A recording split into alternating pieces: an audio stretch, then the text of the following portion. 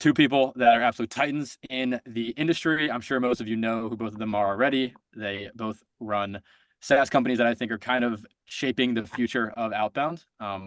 And they're kind of on separate sides of the outbound spectrum. Like, RB2B is more of like a lead source, something you can act upon. And then Bethany's, of course, the Sendspark is something you can use to act upon information that you're getting from sources like RB2B. So this is, and then Clay, of course, is like the intermediary. So this is kind of just like a match made in heaven. Like these three tech combined are just the best, and I'm very excited for this one. But yeah, I figured maybe Bethany, you can start. You can just introduce yourself real quick and what you do, what your company does, and then I figured I'd ask a few questions kind of related to signals and outbound, and then we can go into like a workflow. But yeah, feel free to. For sure. Hey guys, I'm Bethany. I'm the co-founder and CEO of Sendspark, and we're a video platform to make personalized videos at scale. So the very quick backstory is that both my co-founder and I were working at another startup, and I was doing a lot of like email automation and trying to use video and wondering why you can't like personalize a video the way you can an email with a first name, company name, like job title variables. So we set out to build a video platform that could really easily work within all of your automations, where you can pick different like attributes of the video to personalize and then create different variations and have it all work at scale. So glad to have you guys here and share some of what we're doing. Yeah, for sure. Adam, you feel free to as well. I'm sure everybody knows you at this point, but hey, go ahead. Yeah, I'm Adam. I post a lot on LinkedIn, and RB2B does person level website visitor identity. So if someone doesn't fill out a form, we can tell you who it is. US only, by 20% of your traffic. And that fuels a lot of amazing workflows from Clay and SenseMark, basically. Yeah. I mean, just the sentence of like, send a personalized video to an anonymous website visitor is so baffling. Yeah. And just automatically, you don't even have to touch it. Yeah. It just does it. Book demos while you sleep, right? Like that's like the yeah, it really is. That's what excites me so much about RB2B as a whole is like I feel like a lot of the time when like we sign clients, their first thing is like I just want to have a machine that just I don't have to touch ever, and it just does things all the time. And RB2B literally does that. It just imports people who visit your website, sends them into a sequence automatically. But yeah, I mean the title of this webinar is unlocking revenue from signals. So I figured real quick we could talk about signals and just your opinions on them, the future of them. But yeah, the first question I have, and feel free, whoever wants to go first can. But to me, it's like I think we all kind of know that signals are really important. They're valuable. Like I feel like everyone's kind of on the same page with that at this point. But the main question I am always asked, and I'm interested in hearing your thoughts on, are what makes a good signal, and what is the most effective way to act upon a signal? Like it's like we get a lot of data from sources like RB2B, from Clay. And there's obviously a variety of ways to use them. It could be in outbound, it could be in LinkedIn, but like, I don't know, what are your most effective ways to identify a good signal and how do you use them? do you want me to go first? I'll go first. And then Yeah, go first. Yeah, so go ahead. I think there's this, mega trend in declining response rates. And the biggest thing that is done is made the relative importance of SDR type activity to create awareness and marketing activity to create awareness spread way more back in the favor of marketing. Like the whole Aaron Ross predictable revenue thing was like, before everybody was getting spammed, you could just email somebody. They'd be like, what is that? Yeah, I'll talk to you. It's just way back in the other direction now. And I think that the marketing activity that drives the signal is kind of the way you have to do outbound now. And like I don't think I'm the only one that thinks that. This is why we're having this call. Like I was on a call a few weeks ago with the girl who leads the BDR effort for Rippling. And she's like, outbound's always changing. That is what outbound is now. You can't grow your outbound team without growing the source of signal, right? And what's that? It's the whole marketing machine around the business, right? So, how you respond to signals depends on what the type of signal is. If you're lucky enough to have, I was like looking at Aligned, who's a PLG, and they were doing a signal breakdown that involved people signing up for their product and like, taking action. It's like, if you have the good fortune of that, then like, oh my gosh, like those are, it's amazing. Other people, website visits, I think are a no-brainer. I think a website visit should definitely trigger outreach very soon. Whether it be through us or somebody's doing reverse IP lookup to the company or whatever. Another great one, which Lotka, the very savvy marketer, does, is he drives people to a LinkedIn Live event that he's perpetually extending the date on. If you articulate the problem statement into a LinkedIn Live event and put ad spend behind it that hones in on your ICP, the people who register to go to it are giving you a great signal, right? Like, and like, okay, maybe you don't like harass them to get on a demo with you right then. They're like very high in the funnel. They probably don't even know who you are. But I think it should start some type of nurturing, or they should like get into some type of retargeting audience or something. So that's my whole thing. I think it's the only way to do outbound. It still requires a ton of hustle. It still will continue to get harder. But like, in my opinion, the challenge of the game is to create signal. That's why I post on LinkedIn every day, right? That's why I do so many like guest slots on podcasts. That's why I'm a hard yes for anything like this.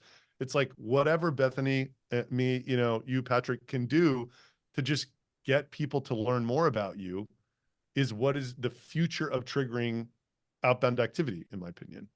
Yeah. Otherwise, it's just going to get ignored, right? Like, yeah, I totally agree. I mean, it really just like the strength of the action that somebody's taking is so Yeah. important. I completely agree with that sentiment. And yeah, Align's actually a client of my agency, and it's so awesome because they just have all of they're using the signal of somebody using their product to reach out to other people at that company, pretty much just saying like, hey, like you use our product. Somebody in your company uses our product. Like, come on. Like, yeah. get on a call with us. That actually, I get into debates with people about whether what I'm doing for go-to-market at RB2B would apply to like a complex enterprise sales environment. Yeah. And I just think as it gets harder to do outbound through digital channels, it's like, okay, so field sales, you're going to have to do. That's all we do at retention.com, literally. And then some version of what we're doing is like what Align's doing. It's like making your product totally free so it spreads on its own among an organization. And then at some point, it like triggers someone to go in there and like start this really complex sales process. So yeah, signals are everything. Yeah. What I think is really cool to add on to that is signals tell you where people are in the buying process. So if you're going to like map out your funnel, which is going to be different for a PLG company versus another company, but they're still like the basic stages of awareness, evaluating alternatives, like maybe on a small plan, but ready to move up. Like you have this whole buying journey, but it's hard to know like where people are at any given time without directly asking them. But having signals can help you know, oh, this person's comparing us against alternatives. Oh, this person's on our pricing page. Oh, this person attended a webinar because they're trying to learn more. Like these signals all indicate where someone is. And then you can reach out after, ideally automated. And that doesn't mean you're just saying, hey, meet with me, I'm trying to sell. It means, well, what should they do given their stage? Maybe that's like just a quick overview video, or maybe it is a sales meeting, or maybe you're trying to push them to a paid plan or something like that. But like, you need the signals to tell you what's going on, and then that can help you figure out where to react. And then ideally you just kind of carve away and automate more and more of it and build more of a machine. That's super cool. Yeah, I absolutely agree. I mean, it's so good at just gauging the place in which somebody is in the funnel. Like totally. Like again, if somebody's visited your website, I mean, they're past the awareness stage at the very least. Like they're there, and then it's just like it's just like a no-brainer. Like, why wouldn't you want to know that information? So yeah, awesome.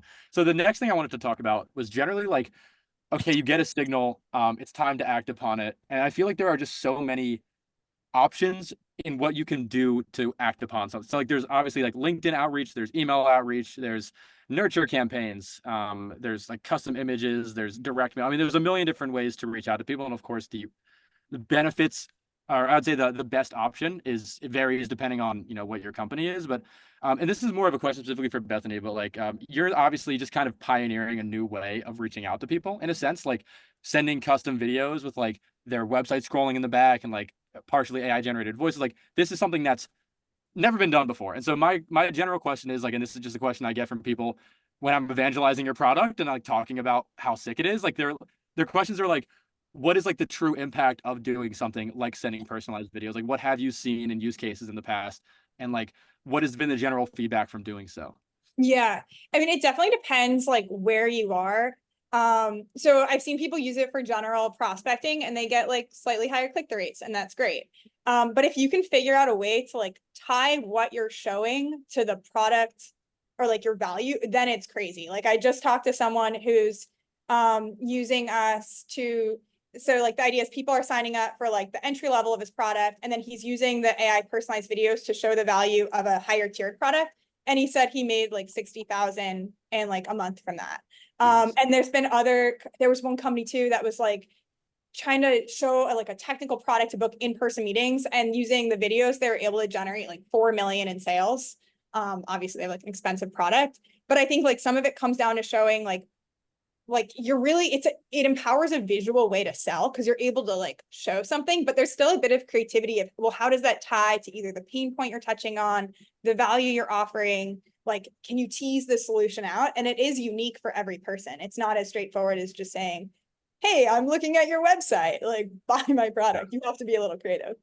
Yeah, absolutely. Yeah, and I kind of say the same thing about Clay when people ask about it, which is like, it's such an effective tool if you have a good way to use it. Like, it's not just the type of thing that you can just turn on and it's just like, oh, voila, I'm getting leads in business. Like, it's, but if you can do it correctly, like send, again, effective videos that tie into your value prop and tie into the signal that you're reaching out to them based on, I'm sure it can, yeah, it's ridiculous. That's what I tell people in short. Yeah, for sure. And like the best we've seen is like people have already been using video. Like if you've used Loom or you've used another platform and you're like, oh, I had success, but it just was taking too long. It's like, oh, great.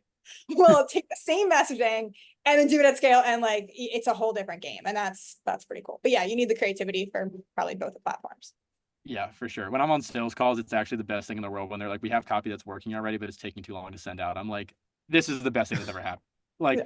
this is just the easiest job I've ever had. And the clients we've had like that are just so awesome to work with because like, and just like, I'm going to scale this up for you in general. But yeah, I have a kind of a similar question for Adam as well, which is like, again, you're kind of revolutionizing a new way of finding leads, of utilizing intent signals. Like we obviously had company-based website identification before, but that was kind of vague. It was like, okay, maybe this is going to work, but now you quite literally have the person who's visiting your website. But I'm interested to see, or I guess to ask you in general, like what are some of the cool results that you've seen from people using it relative to cold outbound? And of course, I know this, but I feel like people on here might not be aware. And the follow-up question there, what are the coolest ways you've seen people use RB2B to get results? So, I think so it's like, there's kind of two camps of people that we see for the most part. It's like, if you know how to book an outbound demo, then when you put these leads into that machine, they're just higher intent leads than you're getting from Apollo or ZoomInfo or whatever. So the response rate will be higher. Generally speaking, you will book demos, and then the price with which we sell this service, it's just a no-brainer for anyone that has any kind of ACV, right? So that's kind of like, if you don't know how to book demos, I kind of categorize it as like you're using it as a toy. It's like kind of cool to see who's on your site, but like we have a free plan that you can just continue to enjoy seeing the LinkedIn profiles and not have to pay us because you're not getting any economic value out of it. So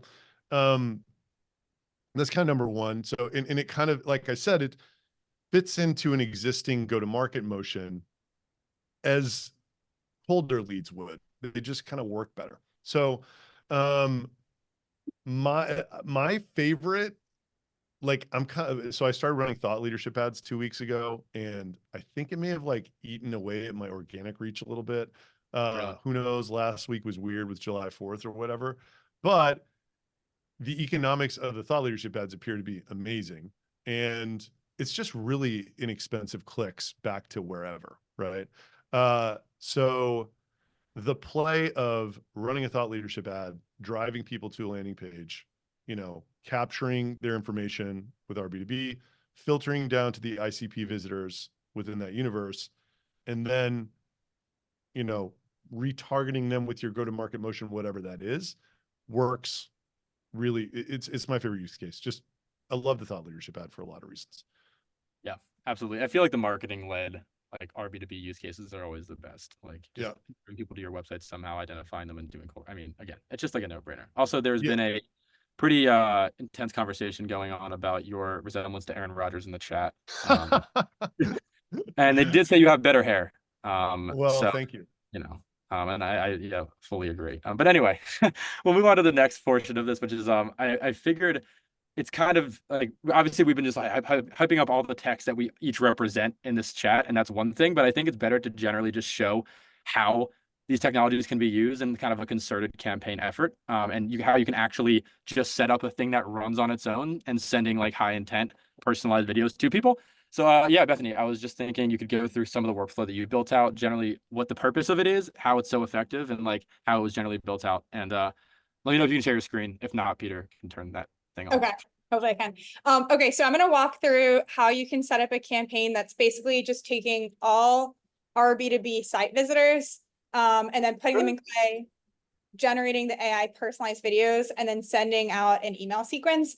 But I do think what Adam like said is the future, and we're actually shifting our campaigns to not just have this one that goes to everyone, but to have more specific campaigns for different pages. So I think that's like the next level, and we're actively setting it up. But this one's simple and it's totally worth doing as well. Like we probably set it up in like less than an hour, and it's driven us a lot of engagement, meetings, and just like good replies.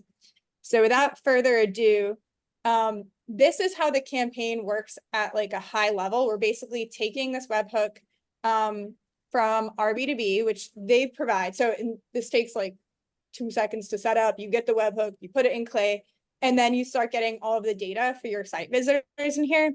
So it's telling you like who's on your website, their LinkedIn profile, company name, email, all of that good stuff.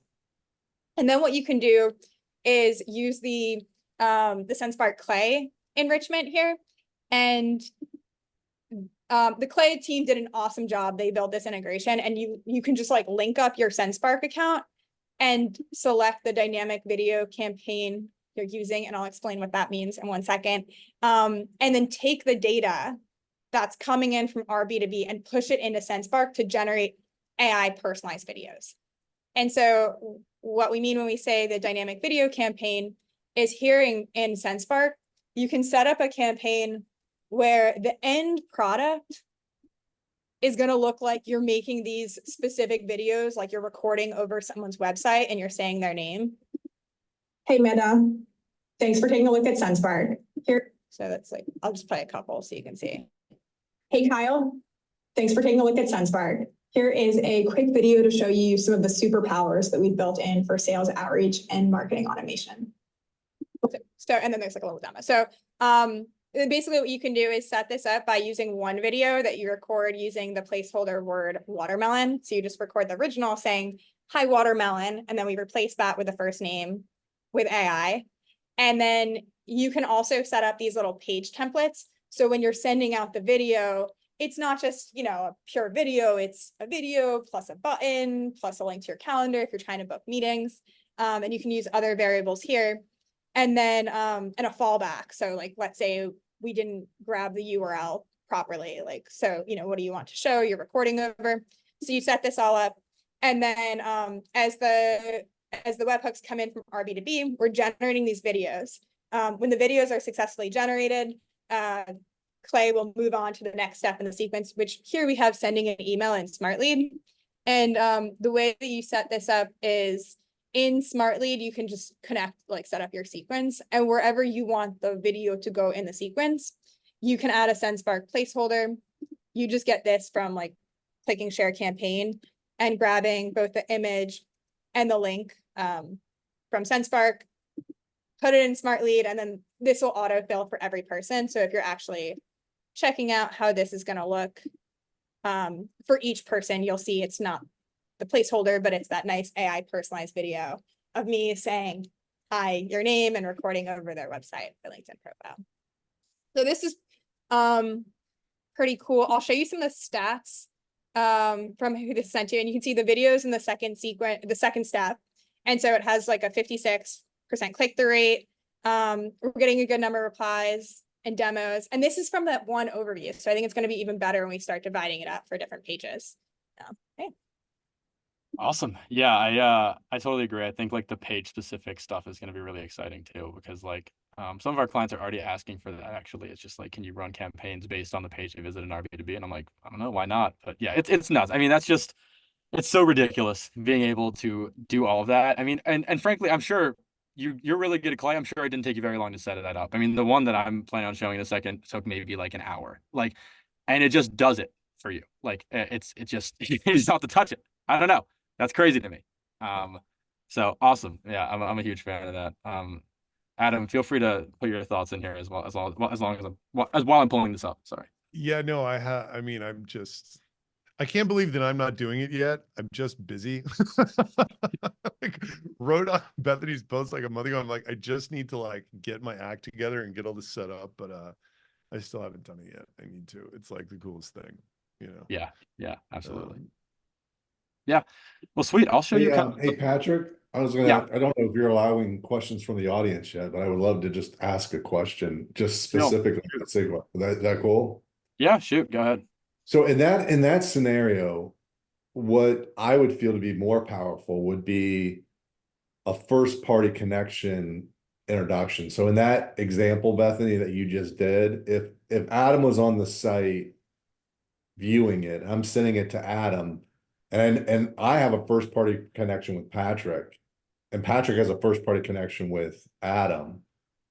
In my video, I could say that, hey, Adam's already using this Oh. as something that, and let's have a connection. But I think that the only difference problem is the fact that I don't know how well Adam and Patrick know each other yet. So there has to be some AI data to say that Patrick and Adam are not just first party connections, but they have some sort of engagement with each other. Because I think it goes back to the original thing, Patrick, about like, you're already doing business with me. So so that to me is like a sequence that would be very strong in terms of intent, but also leveraging LinkedIn's connection capabilities. One idea for that is like, instead of using their website or LinkedIn profile, you could use that page that shows mutual connections and then just say something generic like, oh, I can see we have a few connections. I Yeah. mean, it's perfect, but it's an idea. No, Yeah. I actually like that a lot because I feel like it kind of just like leaves it open and maybe they know one of them, you know. Also Yeah. I've a friend of mine, Eric Nowoslawski, also like a wizard at cold email and automation, showed me this kind of cool trick where if you go on somebody's LinkedIn profile and you go to like the people also viewed section, the odds that that person knows one of the people on that list is super high. Like if you go to your own people also viewed section, you'll see that like almost all of those people you probably know directly. And so you could always just scrape that instead, and hopefully you have like a mutual one of them, or at least be like, hey, I saw you follow these people, I like their content. So anyway, yeah, I totally agree. I mean, as high intent as you can possibly get, do it. I'm a huge fan. But yeah, anyway, I figured I would quickly show a use case that I thought was kind of cool and unique that I haven't really seen with RB2B, Sendspark, and Clay yet, which is like obviously RB2B is insane and the intent behind those leads are insane. But for people who may not have like insane website traffic, maybe they only have a couple people visiting a day, and some of those might not even be qualified. You're getting less people to reach out to. So I developed a system that, in short, finds the lookalikes of people that visited your website. So like you qualify them. If they're qualified, it finds like 10 lookalike companies and then finds people who work for those companies and reaches out to them as well. So like the thought behind that is they're high intent. I mean, somebody who visited your website is relatively high intent and they're interested in your service. So why not find people who also seem like it? So I'll show what it looks like real quick. And I'm not going to go super in depth, but I figured I would just share it. So this is the first clay table. These are all my website visitors just streaming in from RB2B. And all I'm doing right here with this AI integration is figuring out whether they're part of my ICP. So I'm just saying like, and I think I just put some like random criteria in here, but in short, it was just like, I'm trying to qualify this person. I gave some qualification metrics and I made them visit the website to figure out whether they're qualified for an ICP. If they are, this box checks. If this box gets checked, there's an Ocean.io integration. If people don't know what that is, it's pretty much a technology that finds really good lookalikes for your business. So all I did was I just put in the company's domain, put in a few company sizes, countries, and industries, and it found lookalike companies within that ICP for each one of the businesses. So like, for example, this is Accenture. So I guess it's like a massive company, but you get the point. Like it just shows a bunch of different Accenture lookalikes. From there, I have another table, which literally all I did was get all those lookalike companies that I found in the first table, put it in the display table, and then I had to find people who worked for them, obviously. Like we have to find contacts at this company that fit my ICP. And then I found their emails, created a Sendspark campaign, very similar to what Bethany showed, just like me saying, hey, watermelon, filling in a first name and then scrolling, with their website in the background and reaching out to this. So you can see there is, I think, initially 101 people who visited my website, and I turned those 101 people into 426 people to do a cold outreach campaign to. And they're not as qualified as RB2B website visitors, don't get it twisted. But it's a good way to like exponentiate your RB2B visitors by finding more leads that are similar to the people in the industries that are visiting your website. So just another quick, cool use case that you can use with Clay. But in short, the possibilities are pretty much endless. I mean, I just try to build one that I haven't built before, but like, you don't really need to do anything like this. I mean, you could literally just do it like a very simple use case, and I'm sure it would work incredibly well. But yeah, it's a nuts tool. And if you want the templates of that, feel free to just reach out to me. I'm sure Bethany would do the same with her. It's like, if you ever want, just DM us. Anyway, I figured we could get now into like the actual questions. I figured there would be some. There's a lot surrounding this topic. So I figured we could just like, if you have any questions, just either throw it in the chat or just like unmute yourself and ask them. But yeah, feel free to ask first. Yeah, somebody just talk. Yeah, it's Eduardo. Sorry, you know me, Patrick. Yes, I do indeed. How's it going, Eduardo? Hey, yeah, hey, good to see you. Yeah, I was just gonna ask if there's a way of actually getting more than 20% of the website visitors, like if there's any way around. So that would be my question. Probably an Adam question, if I had to guess. Wait, say that again. I'm sorry. Sorry, guys. Yeah, no worries, no worries. My question is, why is, you mentioned it's around 20%, and whether it's 10, 15, 20, 25. What stops it from really capturing everyone's login? Does it have to do with phone or laptop, or is there a way actually to get more leads? So we're limited by the people who are taking action inside of this publisher network that we put together. Does that make sense? So it ends up being on average around 20% of US traffic. We are actually going to add this quarter a reverse IP lookup solution like the other vendors in the space have, which strangely, the Mad Kudu CEO did an analysis on us versus Clearbit. It ends up being a completely different audience because they're doing the identity a completely different way. And they're capturing a different 20 or 25% of US traffic. And we'll be able to get global traffic too. So sadly, we're just limited by the reach of these publisher networks that we can put together. We will offset some of that by adding anonymous people at known companies, which then you could use Clay to figure out who the right person is. But that's just the nature of the beast. I mean, it's just the world we're living in. Cool. I saw another question real quick, and I'll answer Thank a you. couple in the chat real quick before we go to the next ones. But somebody asked, is there a way to filter out visitors to your site from your own company so you don't waste your credits? That's more of a Clay thing, but yes, you can set up a formula or an integration in Clay that pretty much qualifies the leads based on whatever criteria you want. Like in the flow I just built out, I only did any of the enrichments to save credits if they fit my ICP. Otherwise, I didn't feel like enriching them takes too many credits. So it's very easy to do so. It just depends on what you're filtering by. On RB2B, we don't have a way to do a suppression list yet. We might. I don't know if it's possible.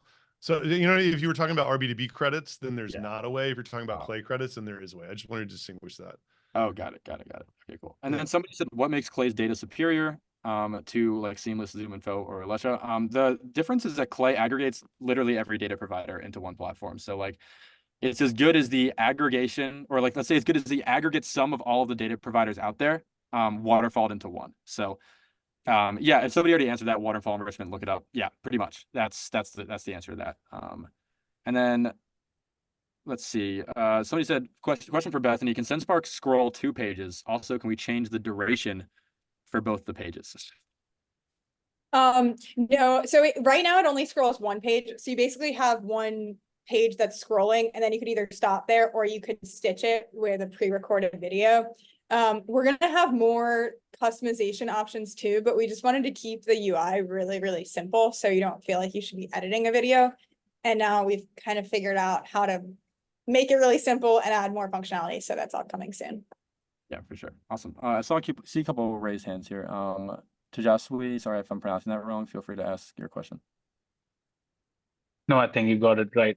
My question would be on when we implement something like RB2B, what do successful clients of RB2B do in their initial iterations and experiments that helps them scale later? Because I have seen a lot of companies just bombard with mass campaigns and mass messaging.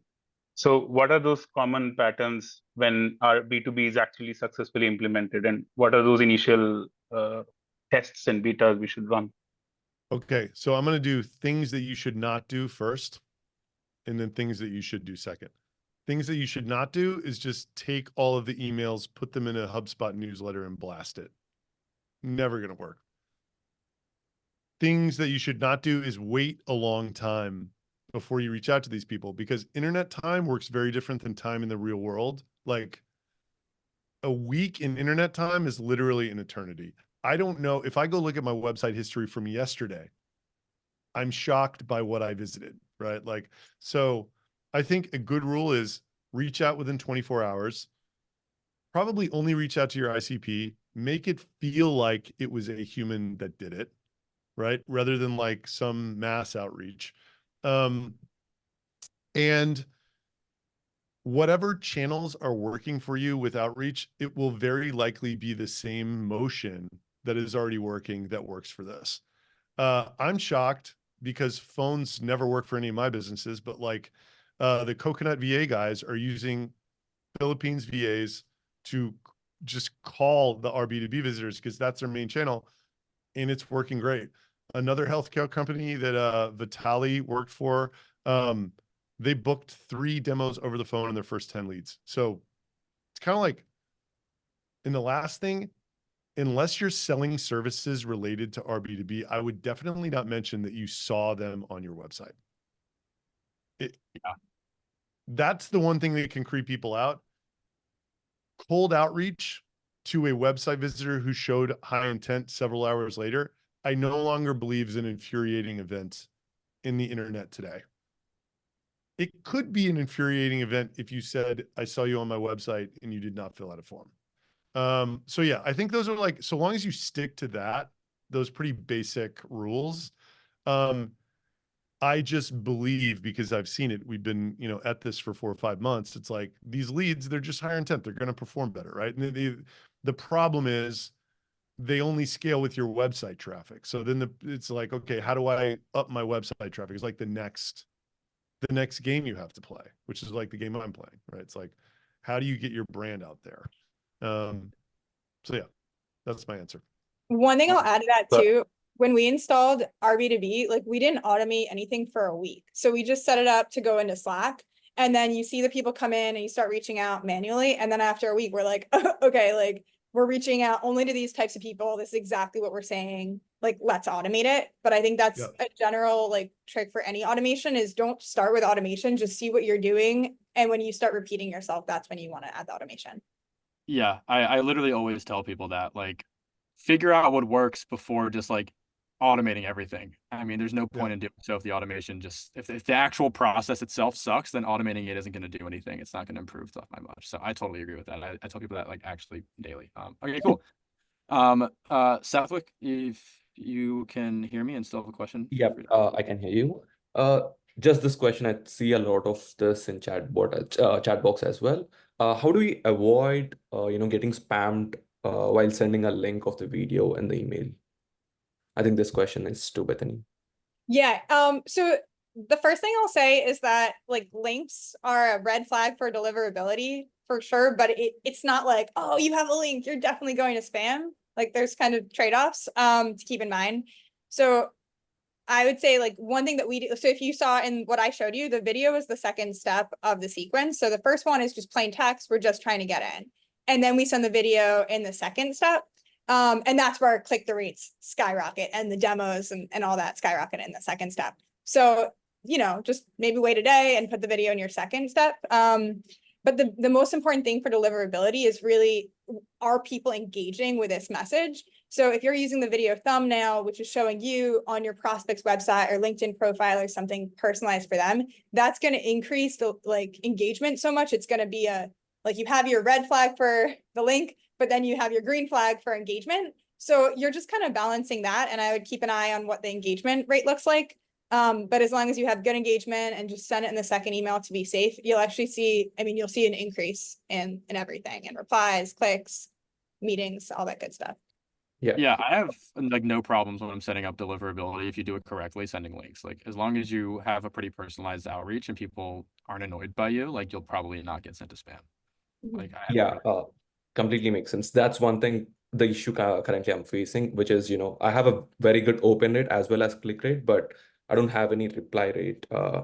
That's the issue with my campaigns now. So is there any other things which you would suggest? honestly, I've had campaigns that allegedly have a good open rate and then they get no replies. Like if you actually have 0, you're probably just going to spam and you should set up new emails. Otherwise though, like it really is it's just contingent on what your offer is and everything. And like of course like the quality of your copy. It's kind of hard to just give like a prescription. But feel free to like message me on LinkedIn and I can also All help right. out. Yep. Thank you, Cool. guys. Some other questions. Oh, I'm totally plugging myself on this one. Are there integration services to speed up the implementation of all of these services? Yeah, I run an agency that does it. Oh, that was This awesome. guy. Whoever asked that question, shout out to you. Yeah. Yeah. Can anyone help me with, oh yeah, never mind. Can you provide a list of SaaS that are demoed in this webinar? There's literally 3 technologies we're using: RB2B, Clay, and Sendspark. Like that's actually it. That's all you need to set up any of these. Oh, and I guess Smart Lead we use to do the email sequencing in some of those demos. But yeah, that's pretty much it. Oh yeah, then Ocean.io for the lookalikes. So somebody put that in. I appreciate it. What are the advantages of Clay's lead scoring and ICP fit versus the native scoring and ICP from HubSpot and Salesforce? Clay just has better accuracy of data. So like the lead scoring you're going to be doing is far more accurate. You can also lead score on a higher variety of things than you could with HubSpot or Salesforce. For example, Clay has a really, really niche data finding pieces of tech or integrations that you can use. So like, let's say you wanted their contact page to have the word AI in it, and that was for some reason a massive signal for you, and you needed to do lead scoring off of that, you could find it. There's like a ton of different things. You can pretty much scrape their website or the internet for anything about a company and score based off of that. So it's just a lot more powerful. Let's see. Question for Adam: if I'm doing cold outreach based on a website visit, what messages seem to work best since saw you visited the website is bad? What messaging works best since saw you visited the, sorry, I was answering a question in the chat again. So this is, to me, all this question is what is appropriate messaging for your brand to anyone? What is a good opener in a cold email? I personally like to be very simple and direct and articulate. If I know the pain, I like to articulate the pain, and then I like to articulate the value. And then, I like to sell stuff where you don't have to rip anything else out, and I like to articulate that as an opener, right? It's like I would write literally the same thing that I would write a list of prospects that were in my ICP that I downloaded from Apollo.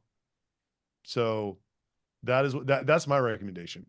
I mean, yeah, I totally agree. And if anything, like the one of our clients, what we're doing with them is like if you have the specific page they visited, you could somehow orient your messaging towards the problem they're likely, or like the something involving that page, right? Like if they saw your pricing, you can be a little bit more like direct, and if they're on like one of your use case pages, you can mention the use case, right? So like being a little bit more relevant with your outreach based on what page you visited. But yeah, in short, I agree. It's like pretty much the same thing that you'd be doing in any of your other sequences. I can also share what we're doing for this one. So like we're in a competitive space where there's a lot of like other video platforms that have been around for years, like Loom and Vidyard. So we haven't like tested this about others, but it's working pretty well. When people check out Sendspark, they often ask for different from other video platforms. Biggest difference is X. Here's a 1-minute video to show you how it works. So that could be good copy to steal. Yeah, it's like nice and short and sweet and direct. And that's pretty ideal. I actually had I was talking to Taylor Heron recently. Obviously, Adam knows him.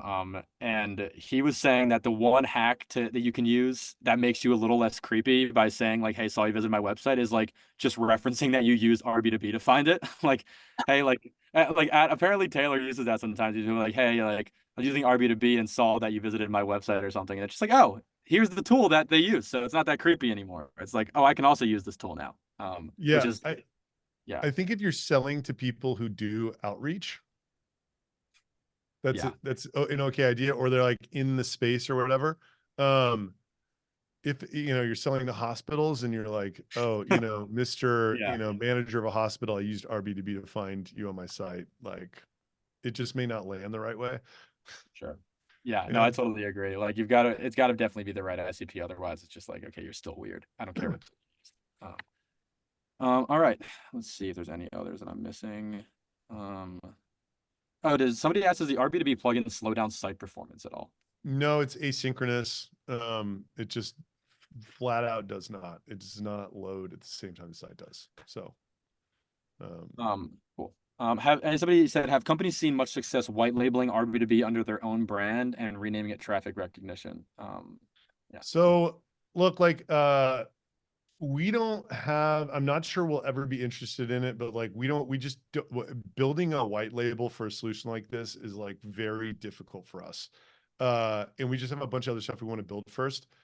What you can do is if you just put our pixel in like a Google Tag Manager container, and you can either install that container on your customer's website, or you can give that container and they can install on their website, and they don't know to look at the script. And even if they did, they wouldn't know what they're looking at. And you can just send the leads into their HubSpot or whatever. That's effectively a white label. Like, you could pay us, charge them whatever you want, take credit for the technology. Like, we had some agencies at retention.com do that early on. So yeah, that's a way you can do it. It's like kind of a hack way.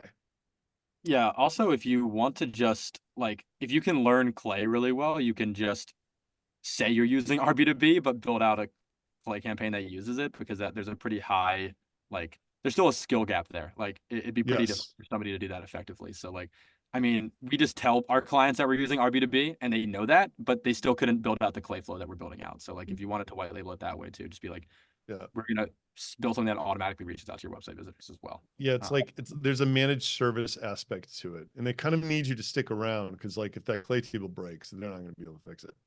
Like, period. That's kind of what we're doing. That was my question. Thanks, guys.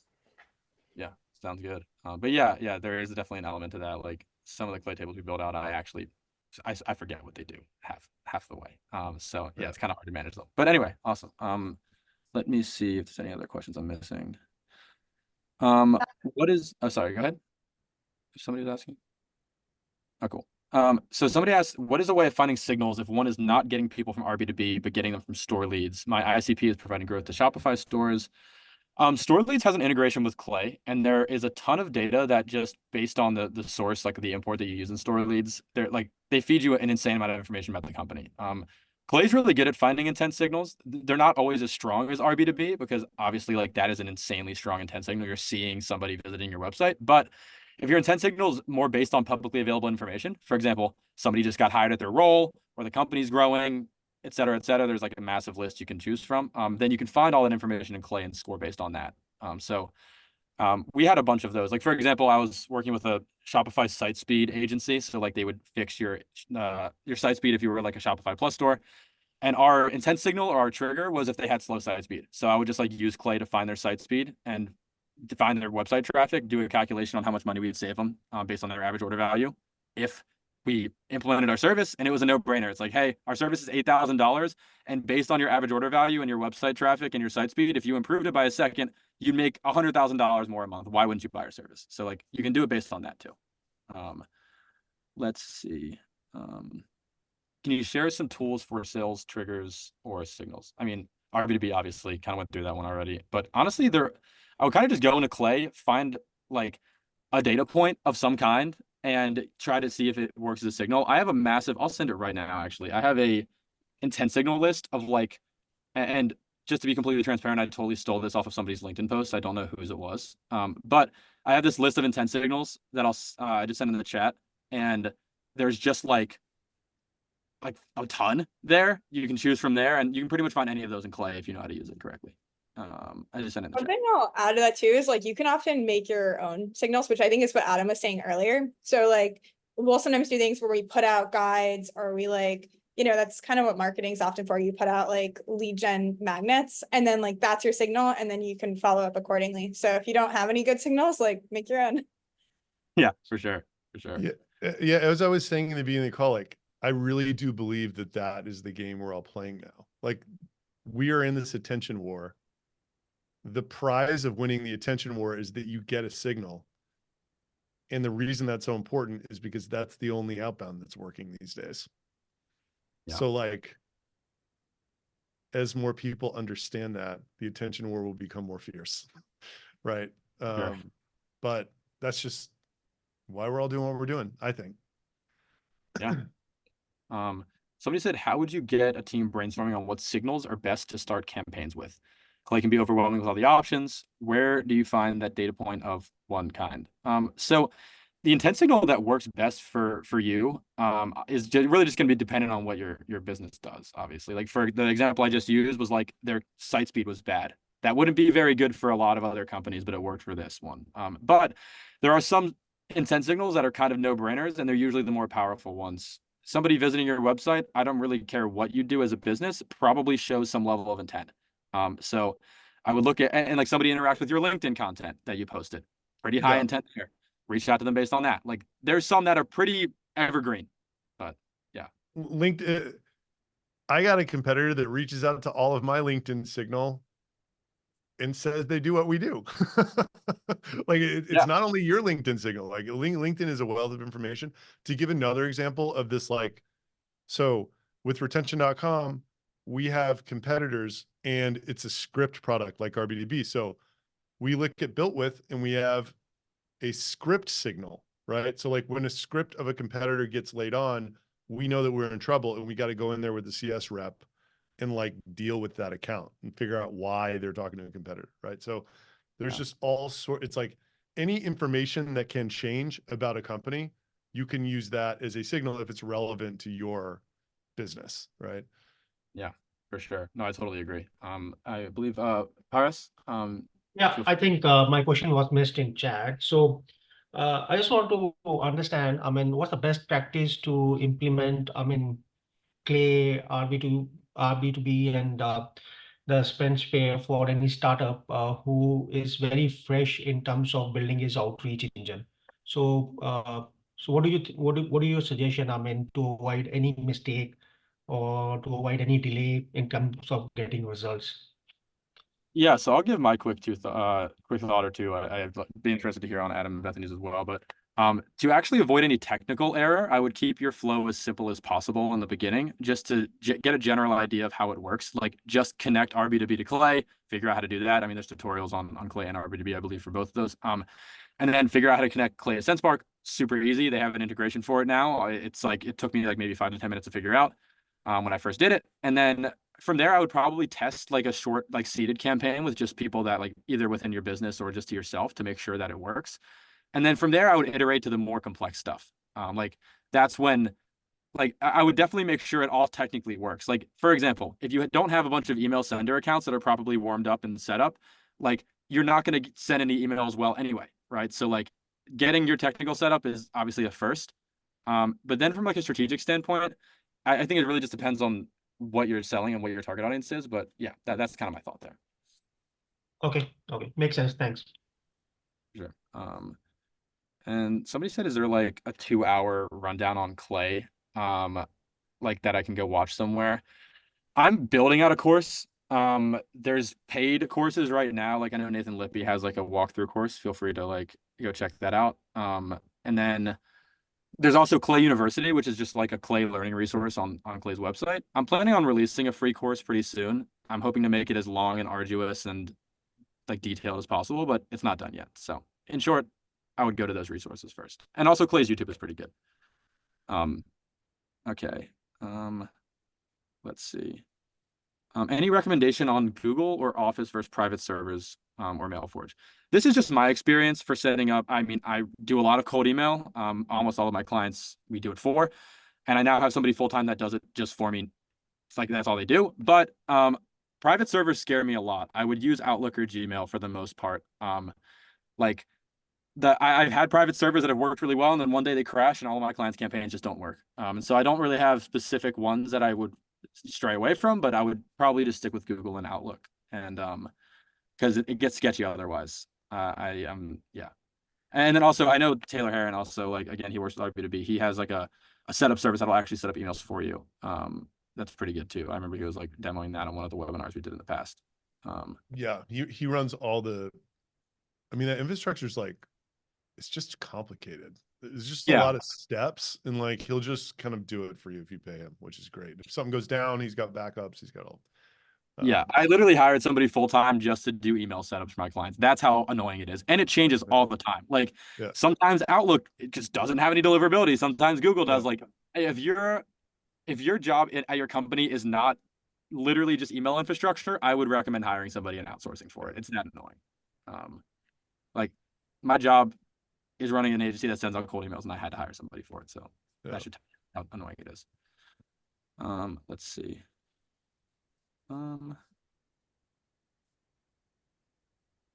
Sorry, I'm scrolling through all of these. What is the biggest underused advantage or workflow in Clay other than the finding email waterfall? I mean, honestly, the two most effective things it can do are finding really niche data points on companies, like data points that you could probably not find anywhere else. They have these AI web scrapers that can go search the internet for whatever you're looking for and output it to you.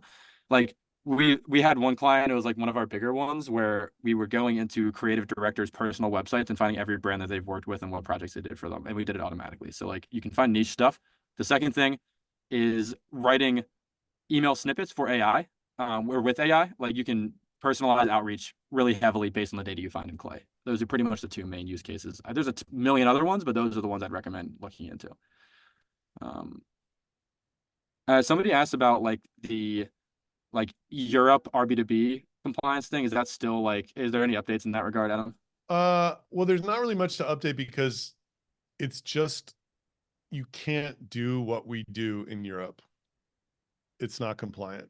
Yeah. It doesn't put you out of compliance with GDPR if you do it for your US traffic and you are in Europe. But Europe is first party opt-in for data sharing on the internet, which is not what that's not how RB2B operates. So it's within all of the laws and regulations in the US. It's US-based technology. We only have US data subject in our database. It's never going to work in Europe. They're not going to roll back GDPR. So it's just not happening. We will do a company level solution, which does work in Europe, but like everybody already has that. So it'll be like a marginally different audience, but like nothing that you're like, oh, wow, this is like as cool as RB2B. It's like not happening. Sadly. Yeah, totally makes sense. Bethany, I think you might have already answered this question in like the chat, but I think it's a pretty important one. But like, how are you seeing Sendspark's effectiveness in LinkedIn messages compared to email ones? I didn't even. Well, so I'll say that like our data is biased because we sell into sales, which is just LinkedIn is a great place for that. So I think you're like, where does your customer live is important. But we've been doing a ton on LinkedIn, probably even more than email, just because LinkedIn works so well. We've like doubled down there. So for us, it's a really, really good channel. And what I like about LinkedIn too is like you kind of have the built-in nurture. So you're connecting with someone, you're sending something in the DM, but then you're also posting content. And so that's great compared to email. But I would use both, run some A/B tests. It's going to work the same. In the campaign I showed here, I was showing like emails going into Smart Lead. But you could also do the same thing in Clay, going into La Growth Machine and sending the video link there. And we're actually doing a webinar with them on Thursday. So if you're interested, you should, there's an event on LinkedIn for it, and I can post it in the chat too. And you can join us. Awesome. Yeah, La Growth Machine and Sendspark is an awesome combo. Like I actually would recommend going to that. Like it's a pretty crazy tool, and it's so good for multi-channel. But awesome. I don't see.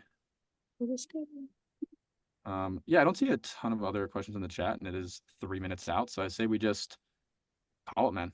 This was like awesome, super valuable. I was very excited for this one, and I think it lived up to the hype. Thanks, Patrick. Yeah. Thank you, guys. It was amazing. Thank you very much. Thanks, Yeah, of course. everybody.